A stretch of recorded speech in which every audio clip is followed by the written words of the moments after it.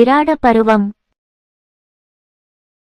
பாண்டவர்களின் இருப்பிடத்தை கண்டறிய துரியோதனன் தனது சிறந்த ஒற்றர்களை நியமித்திருந்தான்.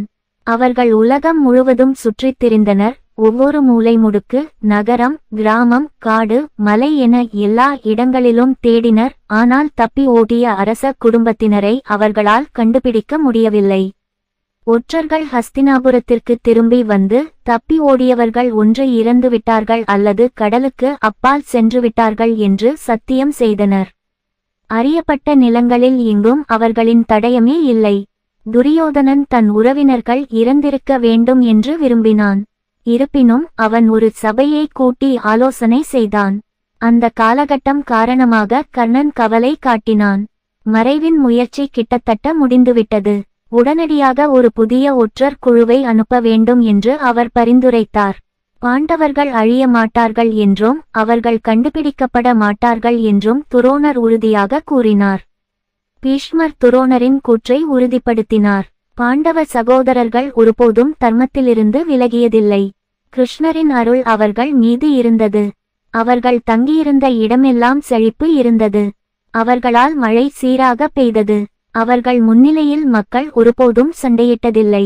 பாண்டவர்களுக்கு யாராலும் தீங்கு ஏற்படாது. 13 ஆண்டுகள் ராஜ்யத்தை அனுபவித்த பிறகு துரியோதனன் அதை பாண்டவர்களிடம் திருப்பிக் கொடுத்தால் அவன் தன் பெருந்தன்மையை நிரூபிப்பான் என்றும் பீஷ்மர் மேலும் கூறினார். ஒரு பெண்ணிடம் முரட்டுத்தனமாக நடந்து கொண்டதால் வீரம் மிக்க கீசகன் ஒரு கந்தர்வனால் கொல்லப்பட்டான் என்ற செய்தியை விராடத்திலிருந்து ஒரு புதிய ஒற்றர்கள் குழு கொண்டு வந்தது. துரியோதனன் இந்த சம்பவத்தை பற்றி யோசித்தான். அந்த கந்தர்வன் பீமன் என்றும் அந்த பெண் திரௌபதி என்றும் அவன் யூகித்தான். பாண்டவர்கள் விராடத்தில் மாறுவேடத்தில் இருந்தனர் என்பது தெளிவாக தெரிந்தது. ஒருவேளை விராடம் படையெடுக்கப்பட்டால் தங்களை காப்பவருக்கு நன்றிக்கடனாக பாண்டவர்கள் நிச்சயம் அதை பாதுகாப்பார்கள். ஆனால் அந்த நெருக்கடியான சூழலிலும் அவர்கள் மறைந்திருக்க தேர்ந்தெடுத்தால் நகரை கைப்பற்றிய பிறகு அவர்களை எளிதாக சுற்றி வளைத்து வெளிச்சத்திற்கு கொண்டு வந்துவிடலாம். ஒப்புக்கொள்ளப்பட்ட நிபந்தனைகளின்படி பாண்டவர்கள் மேலும் 12 ஆண்டுகளுக்கு வனவாசம் செல்ல கடமைப்பட்டிருப்பார்கள். அடுத்து போர் யுக்தி வகுக்கப்பட்டது. திரிகர்த்த மன்னனான சுசர்மா மத்ஸ்யத்தின் மீது படையெடுக்க இருந்தான். தெற்கு அவன் கூறினான், மத்ஸ்ய மன்னன் விராடன் என் எதிரி. என்னை இடைவிடாமல் துன்புறுத்திய கீசகன் இப்போது இறந்துவிட்டான். அதனால் விராடன் பலவீனமடைந்து விட்டான்.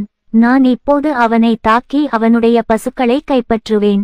துரியோதனன் கூறினான், மத்ஸ்ய மன்னன் நம்முடன் கூட்டணி வைக்க மறுத்துவிட்டான். சுசர்மா ஒரு நாள் முன்னதாகவே தெற்கில் அவனை தாக்குவான். ஒரு நாள் கழித்து நாம் வடக்கில் அவனை தாக்குவோம். அவனால் 2 முனைகளிலும் தாக்குப்பிடிக்க முடியாது. நாம் அவனை அடிபணியச் செய்வோம். அவனுடைய பசுக்களை நாம் கொள்ளையடிப்போம்.